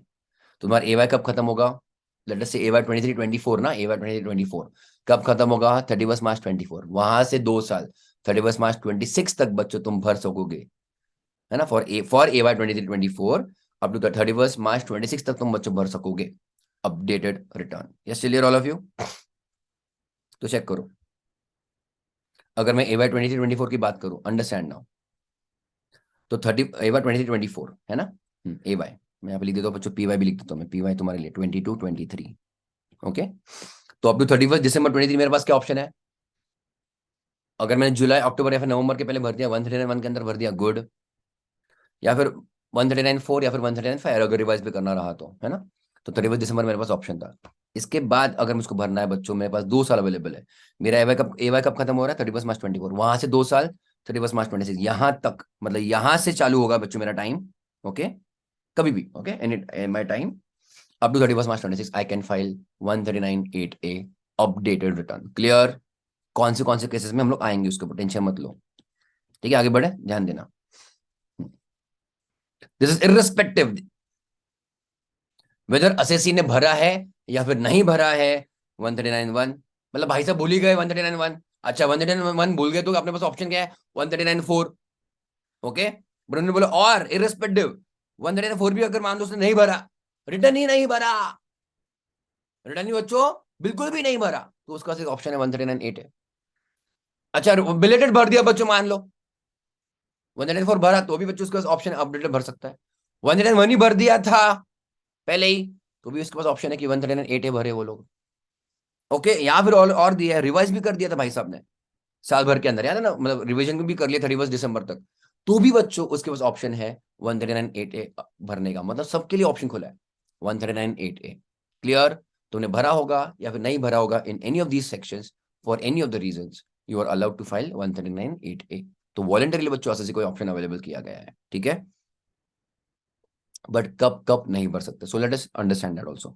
Non applicability of updated return, the provision of updated return would not apply, ध्यान देना, if the updated return of such person for that AY is a loss return 139.8A। अरे updated return की बात कर रहे हम लोग, मतलब जब तुम भरोगे ये वाला जो भरोगे ना AY के बाद, ये जो भरोगे बच्चों, ये लॉस वाला नहीं चलेगा, भूल जाओ, मतलब कौन सा वाला चलेगा बच्चों, ओनली प्रॉफिट वाला चलेगा, कुछ समझ रहा है कि नहीं, तो लॉस रिटर्न है, भूल जाओ फिर, you can not file 139.8A, तुम्हारे पास वो पहले पहले का ही ऑप्शन था, तो लॉस है, भूल जाओ, you can not carry forward also now, है कि नहीं बच्चों, मतलब अगर मैं पीजीपीपी कैपिटल गेन का कुछ लॉस रहेगा तो only profit returns will be allowed, profit मतलब पॉजिटिव इनकम, हाँ या ना, प्रॉफिट मतलब आप लिख रहे हो बच्चों में positive income. Clear? Loss return बच्चों, सो ये छोटी बारी बारी चीजें प्लीज याद रखो, लॉस रिटर्न नॉट अलाउड। एक तुमको मैंने सिंपल समरी क्या बोला था रेगुलर बैच में भी, क्या बच्चों इसका पर्पस क्या है 139.8A का, टैक्स लायबिलिटी बढ़ाने का या घटाने का, टैक्स लायबिलिटी बढ़ाने का, मतलब यहाँ पे हम लोग वॉलंटरीली ऑप्शन दे रहे हैं एसएससी को कि आप खुद होके इनकम डिक्लेयर करो, खुद होके लॉस नहीं, खुद होके इनकम डिक्लेयर करो आफ्टर 31 दिसंबर। तो अगर तुम्हारा कुछ इनकम रह गया था दिखाने का, वो दिखाओ, अगर तुमने रिटर्न नहीं भरा है तो तुम्हारे पास अभी भी ऑप्शन है कि तुम उसको अभी इनकम दिखाओ और अपडेट कर दो। यस, अभी तो अगर तुमको याद रहेगा बच्चों 139.1 भी अगर तुम मिस करते हो तो भी तुमको 5,000 रुपये भरने पड़ते हैं, 234F का ऑलरेडी बच्चों फीस है, उसके बावजूद अगर किसी को इनकम मतलब दिखाना है ना, तो ही अगेन इनके पास बच्चों ऑप्शन है कि एटलीस्ट रिटर्न तो भर जाए। ऐसे कितने सारे लोग हैं, अगर तुमको पता रहेगा बच्चों, जिनको बैंक लोन के लिए आईटीआर भरने का ऑप्शन, मतलब आईटीआर भरना है उनको सिर्फ बैंक लोन के लिए। पर जैसे बच्चों 31 दिसंबर खत्म गया ना, मतलब दे कैन नॉट फाइल, याद आ रहा, समझ रहा सभी को, दे कैन नॉट फाइल। तो ऐसे लोगों को अगर फाइल करना भी रहा तो भी अभी अलाउड हो रहा है। तो ऑब्वियसली बट पेनल्टीज एक्स्ट्रा लगेंगे ना, वो हम लोग देखेंगे अभी, समझा। पेनल्टी रहेगा बट ऑप्शन भी अवेलेबल रहेगा to file a return, positive income only. दूसरा, अब ध्यान देना, सेकंड कब नहीं भर सकते, द अपडेटेड रिटर्न, ओके, ये सेंटेंस देखना, अपडेटेड रिटर्न की बात कर रहा है। The updated return has the effect of decreasing the total tax liability. तुमने इनकम कम दिखाया, अपडेटेड रिटर्न में नहीं चलेगा। तुमने चैप्टर 6 की डिडक्शन ज्यादा क्लेम कर ली, पहले कुछ मिस हो गए थे, अभी ज्यादा क्लेम कर ली, इनकम कम हो गया, टैक्स लायबिलिटी कम हो गया, नहीं चलेगा। यस क्लियर, कुछ लॉस तुम्हारा ज्यादा तुमने सेट ऑफ करवाया, अभी नहीं चलेगा। I getting my point. तो एनी रीजन जिसकी वजह से तुम्हारा इनकम या फिर इंपॉर्टेंट टैक्स लायबिलिटी कम हो रहा है, वो नहीं चलेगा। Clear clear. So has the effect of decreasing the total tax liability as determined by the earlier tax return. अगर तुमने ऑलरेडी भरा है तो 131 4 या फिर F 1 4 या फिर 5 में, मतलब ऑब्वियसली डिक्रीजिंग द इफेक्ट मतलब तुमने ऑलरेडी कुछ ना कुछ भरा था ना, तो कंपेयर टू दैट अभी तुम कम लाइबिलिटी दे रहे हो, नहीं चलेगा, है ना। और रिजल्ट्स इन रिफंड, ओके, पहले तुमने टैक्स पे कर चुके और अभी बोल रहे हो नहीं नहीं नहीं, मेरा तो इनफैक्ट लॉस वाला, मतलब मेरा तो इनफैक्ट और कम इनकम आएगा, मेरा रिफंड आएगा, केस नहीं। रिजल्ट इन रिफंड, जब तुमने टीडीएस टीसीएस बच्चों अभी कुछ ज्यादा क्लेम कर रहे हो मान लो, ओके, नहीं चलेगा।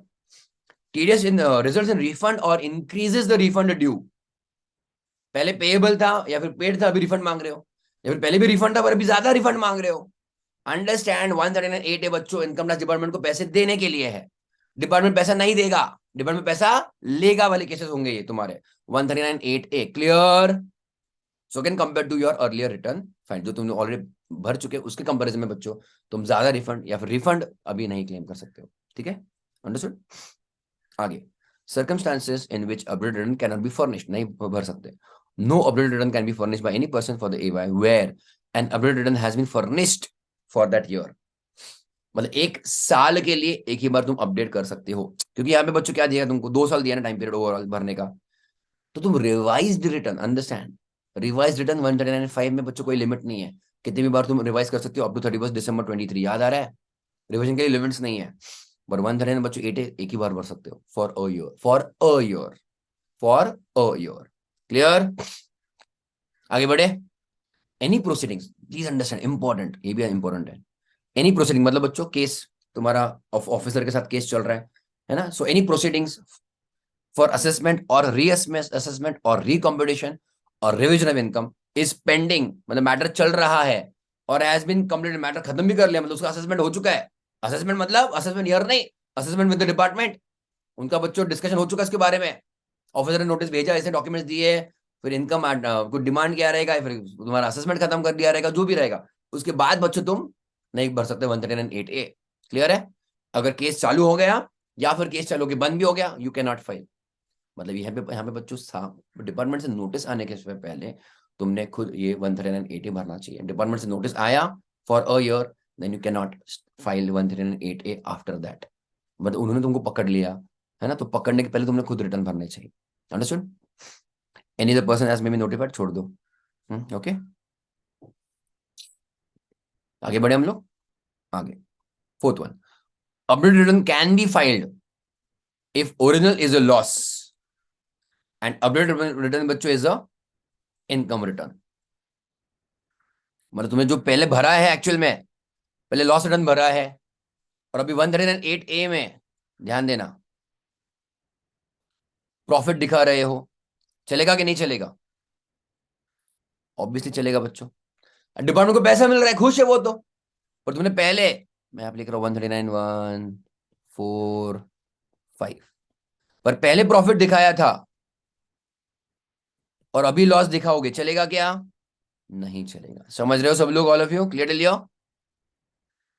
तो पहले लॉस दिखा अभी प्रॉफिट चलेगा, पर पहले प्रॉफिट दिखा अभी लॉस दिखाओ रहे हो, नहीं चलेगा। अंडरस्टूड? Yes, okay. मुझको बताओ, प्रॉफिट टू प्रॉफिट चलेगा क्या? पहले प्रॉफिट और अभी भी प्रॉफिट दिखा रहे हो, चलेगा? चलेगा, प्रोवाइडेड इंक्रीज इन इनकम दिखा रहे हो, obviously. Clear clear all of you? कुछ अनडिस्क्लोज इनकम रह गया रहेगा तुम्हारा, तो अब डिस्क्लोज कर दो ना। क्लियर। तो चेक करो, if any person has a loss in any previous year and has furnished return, है ना, ऑन और before 139(1), clear all of you, he shall be allowed to furnish a return which is now return of income. income मतलब positive profit की बात, positive income की बात कर रहा हूं मैं. yes clear. एग्जांपल चेक करो.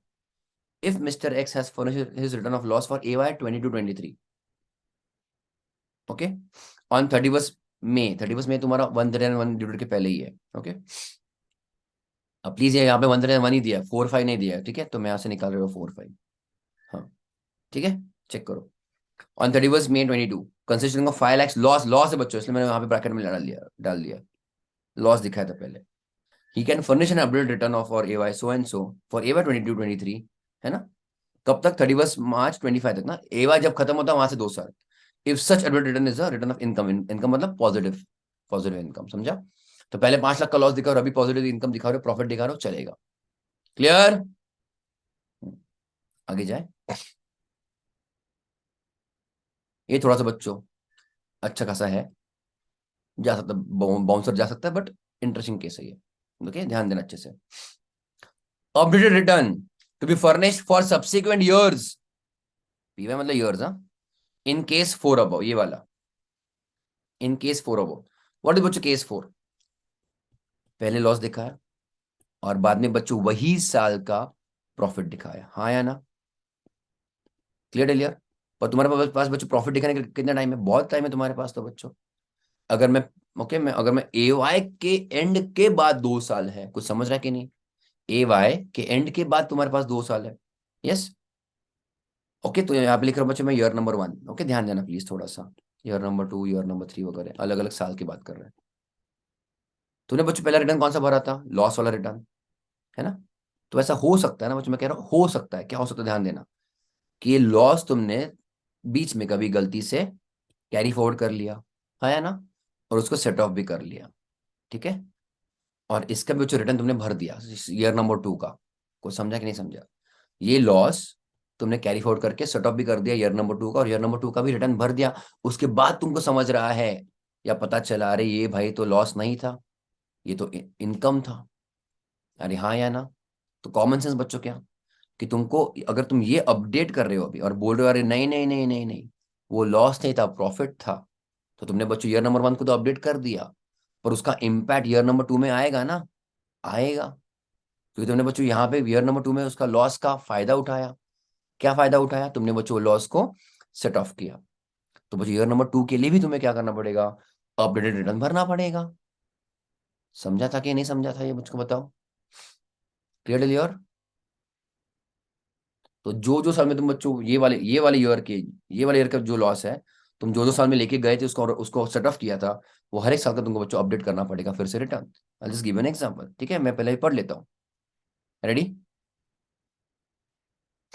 Updated return to be furnished for subsequent years if the loss और any part thereof carried forward under chapter 6 और अनऑथराइज्ड डेप्रिसिएशन तुम्हारा चल रहा है, या फिर तुम्हारा टैक्स क्रेडिट तुम्हारा चल रहा है, okay, is to be reduced for any subsequent is to be reduced for any subsequent year as a result of furnishing of updated return of income, and updated return is required to furnish for each such years.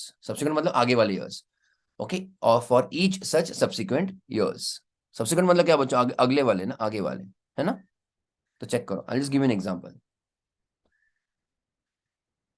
PY 22-23, okay, ध्यान देना. मतलब उसका AY कौन सा बच्चों? 23-24, हाँ या ना. इसका बच्चों ड्यू डेट क्या है? 139(8) का 31 मार्च 26, बराबर है. AY कब खत्म हो रहा है? 24 में. सो 24 + 2 26. क्लियर डिलियर ऑल ऑफ यू. PY 22-23 की बात कर रहा हूं मैं. लेट अस से, आई am just giving an example. Let us से बच्चों तुमने ओरिजिनली ये साल का रिटर्न 22-23 PY, ओके, व्हाटएवर, उसके बच्चे तुमने रिटर्न क्या दिखाया? लॉस दिखाया. 1 करोड़ का तुमको लॉस. एग्जांपल दे रहा हूं. तुमने ओरिजिनली क्या दिखाया? लॉस है. Yes clear. तूने लेटेस्ट से बच्चों भरा रिटर्न 139(1) ड्यू डेट के पहले. लेटेस्ट एग्जांपल 15 जुलाई 23 को भरा. Okay clear. अब ध्यान देना. ओके, अब ध्यान दो. 1 करोड़ का लॉस है तुम्हारा. चलो लेटेस्ट से यही स्टोरी तुम्हारा कंटिन्यू चल रहा था. फिर अगले साल गए AY 24-25, मतलब PY कौन सा? 23-24. Yes clear. अब ये साल में तुमको बच्चों ध्यान देना, अगले साल में प्रॉफिट था, स्टार्टिंग का नॉर्मल तुम्हारा प्रॉफिट कितना 5 करोड़ का है, before setting of, before carry forward and set of 5 crore का लॉस है तुम्हारा, सॉरी 5 करोड़ का प्रॉफिट है तुम्हारा। पर हुआ क्या, तो ये 1 करोड़ का जो लॉस है वो कैरी फॉरवर्ड किया, और अभी तुम्हारा नेट प्रॉफिट कितना हुआ, टैक्सेबल इनकम कितना हुआ 4 crore, this after carry forward and set of, बराबर। उसका भी तुमने मतलब फायदा तो उठाया ना, लॉस का फायदा उठाया, एंड यू फाइल्ड रिटर्न बच्चों, लेटेस्ट से बच्चों ये भी तुमने ये 20 साल का रिटर्न तुमने टाइम के अंदर भर दिया, मान लो 20 जुलाई 24 को भर दिया, यस क्लियर, ये भी तुम्हारा स्टोरी चल रहा था। अब प्लीज अंडरस्टैंड करो, अगले साल का जो था ना, मतलब 23-24 पीवाई, ये साल का तुमने रिटर्न कब भरा है, जुलाई 24 को, जुलाई 24 को भर दिया, क्लियर, भर दिया। बट अभी तुमको बाद में रियलाइज हुआ बच्चों, जुलाई 24 के बाद, ध्यान देना, जुलाई 24 के बाद तुमको रियलाइज हुआ कि ये लॉस मेरा मान लो एक्चुअल में लॉस था ही नहीं, फॉर एनी रीजन, या फिर वो लॉस गलत है, as per the books of account it is wrong, that loss does not exist, in fact वहां पे तो इनकम है, प्रॉफिट है, कुछ इनकम तुम्हारा रह गया था बुक्स में डिस्क्लोज करना। तो what are you going to do now, you are going to update ये साल का बच्चों रिटर्न। कब तक मेरे पास टाइम था बच्चों, 2026 मार्च 26 बच्चों, तो इसके तो बाद ही है ना, पर वो जुलाई 24 के बाद ही हो रहा है ना, जुलाई 2024 के बाद हो रहा है बच्चों। तो लेट से मेरे पास ड्यू डेट, मेरे पास टाइम था 31 मार्च 26 तक का, और मैंने बच्चों 139.8 का अपडेटेड रिटर्न भरा ऑन 1 मार्च 26 ड्यू डेट के पहले, और तभी मैंने बच्चों प्रॉफिट दिखाया 2 करोड़ का। आई am just, this is just example, clear. अब यहाँ पे तो मैंने अपडेट को अगर कर दिया, मैंने तो मेरा प्रॉफिट दिखाया, मतलब ये जो मेरा लॉस था बच्चों, वही साल का जो लॉस था वो तो लॉस नहीं रहा। तो बच्चों ये जो लॉस है मुझको यहाँ से हटाना पड़ेगा ना, अगले साल से हटाना पड़ेगा, मतलब अगले ये जो साल है 2024 पीवाई, उसका इनकम मुझको दिखाना कितना पड़ेगा, 5 crore, yes, and which how much I had shown, 4 crore. तो मुझको इसको भी तो बच्चों कैरी, इसको तो भी रेक्टिफाई करना पड़ेगा, रेक्टिफाई मतलब क्या, मुझको अपडेट करना पड़ेगा इसका भी रिटर्न, अंडरस्टूड। तो इसका मेरा ड्यू क्या डेट था, ए वाई 24-25, तो 31 मार्च 27 तक बच्चों मैं इसको अपडेट कर सकता हूँ, and I will show income of 5 crore and not 4 crore, clear all of you, yes, ठीक, मजा आया, 139.8 है ना, अरे हाँ या ना, आगे बढ़े। एंड लास्ट पार्ट बच्चों, we go to last amendment 140B, ready. So come to page 10.42, हम 140A वगैरह कर चुके थे बच्चों, ठीक है, ये तुम्हारा पेमेंट ऑफ टैक्स वैक्स ये सब हम ऑलरेडी कर चुके थे, ठीक है, लेट्स गो अहेड 140B। तुमको मैं शायद बताऊंगा, मतलब फिर से वही बताऊंगा कि जब भी तुम ये स्टडी मटेरियल देखोगे, नया वाला स्टडी मटेरियल ले लो अगर तुम्हारे पास नहीं है तो, फॉर दिस ईयर, और जहां जहां पे बोल्ड और इटैलिक्स है समझ जाना अमेंडमेंट है, अगर कुछ मिस आउट हो गया है फिर तुमको देखना रहा तो 140B please understand now, tax on updated return. तो बच्चों 140B खास बनाया गया है 139.8A के लिए, समझा, बनाया गया है खास। सो 138 बच्चों किस के लिए 140B बनाया, टैक्स ऑन अपडेटेड रिटर्न। अभी तुमको मैंने जस्ट थोड़ी देर पहले बताया कि अगर तुम 139.1 का भी ड्यू डेट मिस आउट करते हो तो तुमको 234F का पेनल्टी है, 5,000 या फिर 1,000 रुपए।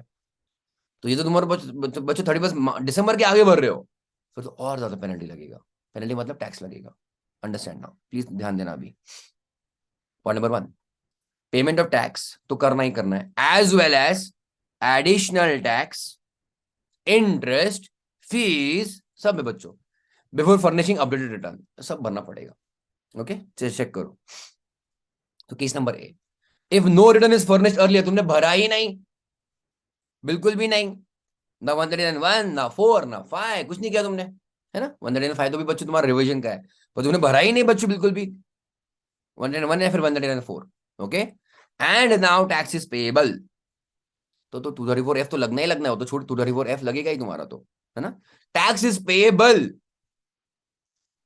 पेएबल है बच्चों, तो 234 तुम्हारा ABC सब लग सकता, ए तो लगेगा ही लगेगा ना, ए 234 ए कब बच्चों लगता तुम्हारा रिटर्न के बाद, हाँ है ना, tax is payable on the basis of updated return, okay, to be furnished by such SSC under section 138 है, हम लोग करेंगे, the SSC would be liable to pay such tax, ध्यान देना, together with interest and fees payable under under any provision of this act, मतलब जो लग सकता है वो सब लगेगा, 234A लगेगा, लगना है, लगेगा, B C वो तो लगेगा, करेक्ट, फी बोला है तो मतलब बच्चों 234F भी लगेगा तुम्हारा, याद है ना। For any delay in furnishing the return और एनी डिफॉल्ट और delay in payment of advance tax, वही तुम्हारा एडवांस टैक्स भी नहीं भरा तो 234ABC भी आ सकता है। तो ये सब तो नॉर्मल प्रोविजन लगेगा ही लगेगा, उसके अलावा एक्स्ट्रा क्या है, extra along with payment of additional tax, ये तुम्हारा बच्चों यहाँ पे एक्स्ट्रा लग रहा है, additional tax computed as per 140B3। Okay, इसलिए हम बच्चों 140B में आए हैं।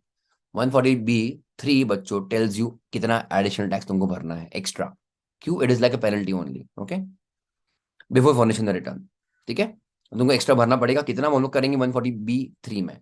पर हम लोग फिलहाल केस नंबर 1 तुम्हारा क्या है कि तुमने पहले कभी रिटर्न भरा ही नहीं, अभी भरना है, भरो, तो सब सब ये इंटरेस्ट जो जो सब जब सब लग सकता है वो सब लगेगा। उसके अलावा बच्चों 140B3 का एडिशनल टैक्स लगेगा। आगे बढ़ते हैं। The tax payable is to be computed, कैसे कंप्यूट करोगे, after taking into account the following, the amount of tax if any already paid as advance tax, credit तुम्हारे सब मिलेंगे, ऑलरेडी टैक्स पे किया सब क्रेडिट्स तुमको मिलेंगे। ओके, एनी टीडीएस और टीसीएस डन मिल जाएगा तुमको, any relief claim under section 89। Okay, any tax credit claim to be set off as per 115 JD. Okay, तुम्हारा जो भी रहेगा तुम्हारा एएमटी एनुअल नहीं, ऑल्टरनेट मिनिमम टैक्स, वो सब तुमको क्रेडिट्स मिल सकते हैं, है उसका टेंशन नहीं है।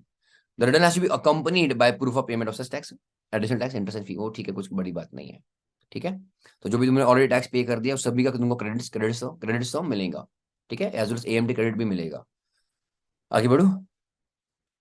If return is furnished earlier, अब फर्निश्ड अर्लियर तो तुम्हारा 131 या फिर 4 एज वेल, यहाँ पे तुमने रिवीजन किया था, मतलब कब तक तुमने भरा था बच्चों ये 31 मार्च 23 तक, याद आ रहा है ना। ओके लियो, तो ध्यान देना, where the return of income under 131, 4 और 5 has been furnished and अभी tax is payable, ठीक है, अभी बच्चों टैक्स पेबल दिख रहा है on updated return, है ना। The assessee would be liable to pay such a tax together with interest if any, payable दिख रहा है ना, payable है तो बच्चों इंटरेस्ट लगना ही है, payable under any provision of this act for any default or delay in payment of advance tax along with फिर से वही 140B3 का additional tax as reduced by any amount of interest already paid in the earlier return, है ना। मतलब फिर से बच्चों मानो तुमने 131 भरा रहेगा, 131 भी भरा रहेगा, पर तुमने बच्चों साल भर में इंटरेस्ट ही नहीं, तुमने साल भर में एडवांस टैक्स ही मान लो बच्चों पे नहीं किया। Are you getting my point, understand मैंने क्या बोला, तुमने भले 139 में भरा रहेगा, यस, पर तुमने साल भर में जो एडवांस टैक्स नहीं भरा तो शायद 234B और सी तो लग सकता है ना, 234A तो नहीं लगेगा क्योंकि तुमने 139 की ड्यूरेट के पहले भर दिया। कुछ समझा, ऊपर से गया। 234A बच्चों कब लगता है, 139 ड्यूरेट के आगे, है ना। तो मैं कह रहा हूं तुमने पहले रिटर्न भरा 139 के अंदर, पर साल भर में तुमने एडवांस टैक्स नहीं पे किया, तो 234C as well as 234B तो लग सकता है ना, यस। तो इन अ वे अब होगा क्या, यहाँ पे भी हम लोग पूरा टैक्स कैलकुलेट करेंगे विद ऑल द इंटरेस्ट वगैरह, 234C भी, B, A, 234F जो भी रहेगा। ओके, सो पूरा फिर से ग्रॉस हम लोग बच्चों कैलकुलेशन करेंगे माइनस जो हम इंटरेस्ट पे कर चुके हैं। अंडरस्टूड, अरे हाँ या ना। The tax payable has to be computed after taking into account the following, फिर से वही अमाउंट ऑफ रिलीफ और tax referred in 140A1, the credit for which has been taken in the earlier return. Okay, after taking मतलब तुमने already जो relief claim किया है, yes you can, the tax deducted और collected source on any income which is subject to such deduction or collection and which is taken into account in computing total income and which has not been included in the earlier return. अगर कुछ miss out हो गया रहेगा you can claim the TDS and TCS. Any tax credit claimed to set off which has not been claimed in the earlier return, you can claim it now also. तो बच्चों इन अगर तुम्हारा कुछ miss out हो चुका है you can claim those in the updated return. Okay, the aforesaid tax would be increased by the amount of refund if any issued in respect of any such, क्योंकि अभी टैक्स पेबल दिख रहा है ना, तो रिफंड भी बच्चों जो भी तुमको रिफंड आ चुका रहेगा वो भी तुमको ऐड बैक करना पड़ेगा in the computation. Yes, clear लिया। अब आते बच्चों इंपॉर्टेंट सेक्शन की तरफ, रेडी। एडिशनल कितना भरना है, additional income tax payable at the time of updated return, कितना एक्स्ट्रा भरना है, क्योंकि बच्चों 140B में 1 में बोला भरो भरो भरो, क्या भरो, एक्स्ट्रा ये भी भरो, एडिशनल भी भरो। और एडिशनल बच्चों कैसे कैलकुलेट होगा? 140B 3 के हिसाब से, हाँ या ना? तो 140B 3 क्या है, चेक करो। रेडी? तो the additional income tax payable at the time of return of, so the additional income tax payable at the time of filing updated return कितना है बच्चों? एक्स्ट्रा 25%। एक्स्ट्रा एडिशनल की बात कर रहे हैं, ऊपर से 25%, 25% of aggregate of tax and interest payable. मां कसम, तुम्हारे बच्चे जितना लाइबिलिटी बन रहा था उसमें तुम 25% कर दो। Okay, as determined above.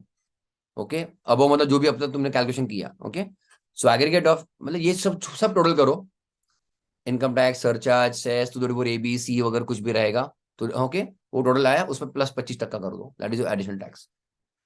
So aggregate of tax and interest payable as determined above, if such return is furnished, अब ध्यान देना, after expiry of time available under 104 और 5, मतलब तुम्हारा 31 दिसंबर के बाद, and before completion of 12 months from the end of AY।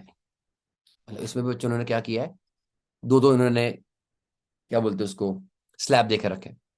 Okay, AY खत्म हुआ उसके बाद विद इन 1 year के अंदर तुमने भरा, तो एक्स्ट्रा बस 25% भरना है।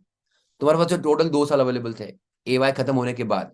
ओके, AY खत्म होने के बाद बच्चों तुम्हारे पास टोटल 2 साल थे, तो AY खत्म होने के बाद अगर पहले 12 महीने में भरते हो 1 साल के अंदर, देन ओनली एक्स्ट्रा 25%।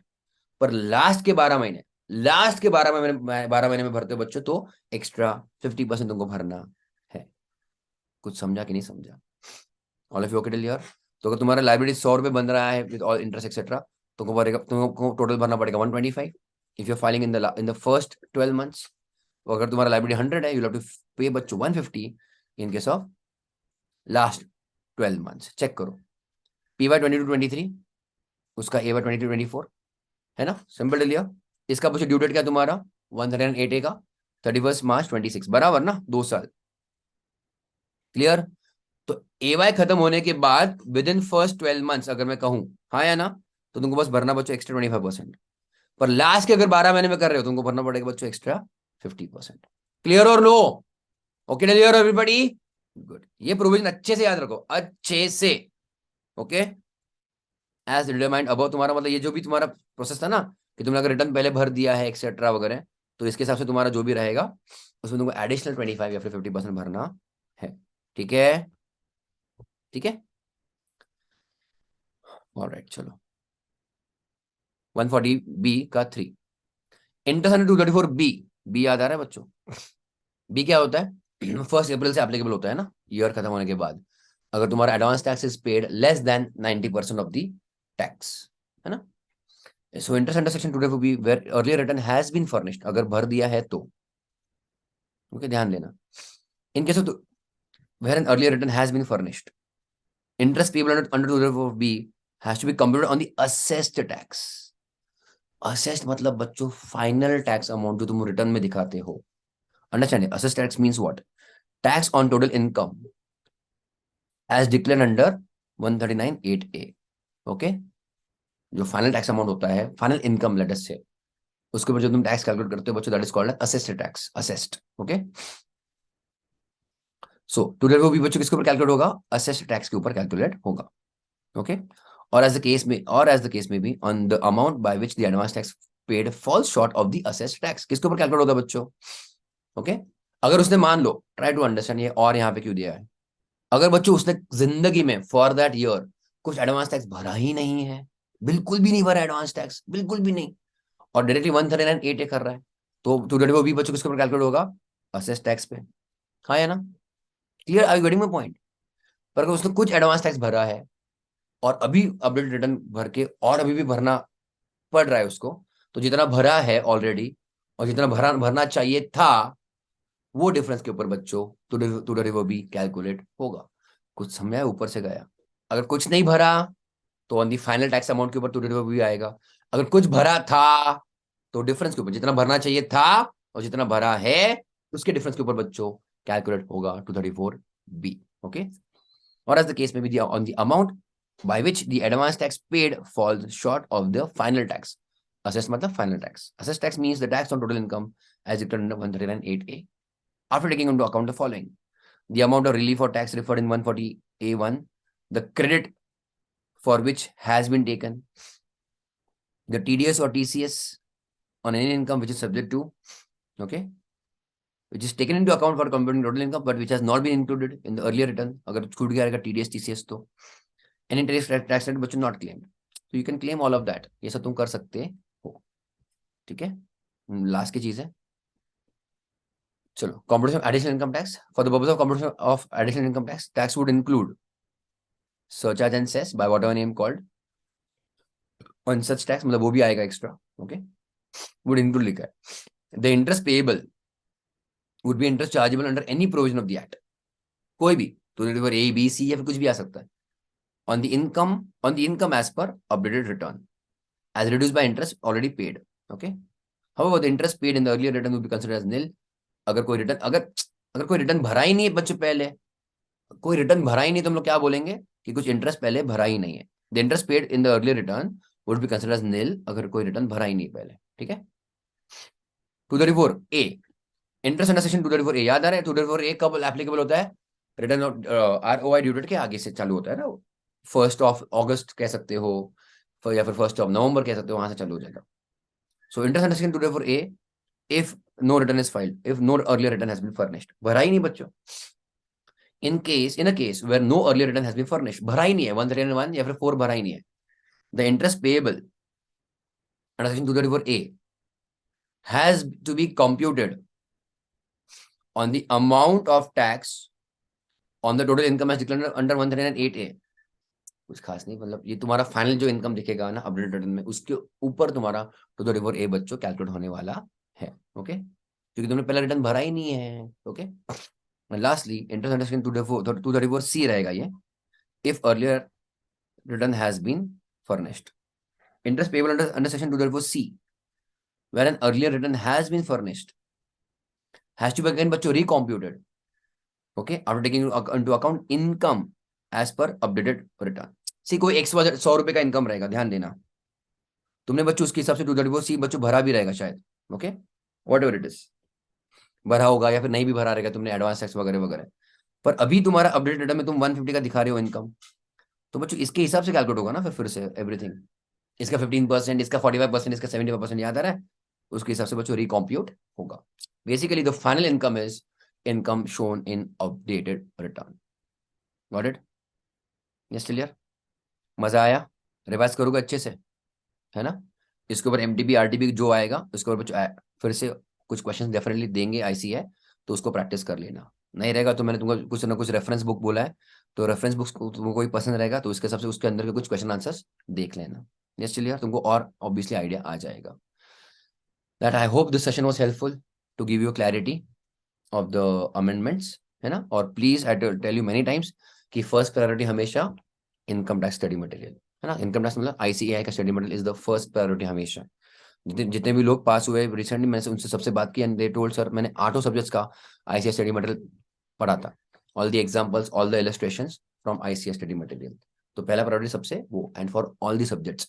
ऑडिट तो मुझको कितने बच्चों ने कल से मुझको बता रहा सर ऑडिट के लिए तो मैंने बस स्टडी मटेरियल किया और ICAI भी वही चाहती है, तो लिटरली बच्चों उसके ऊपर ज्यादा फोकस किया करो. आई मीन ऑडिट के लिए भी वो इम्पोर्टेंट है. Yes, all of you. Yes, I hope this session was helpful, है ना. So all the best with the amendments also. Okay.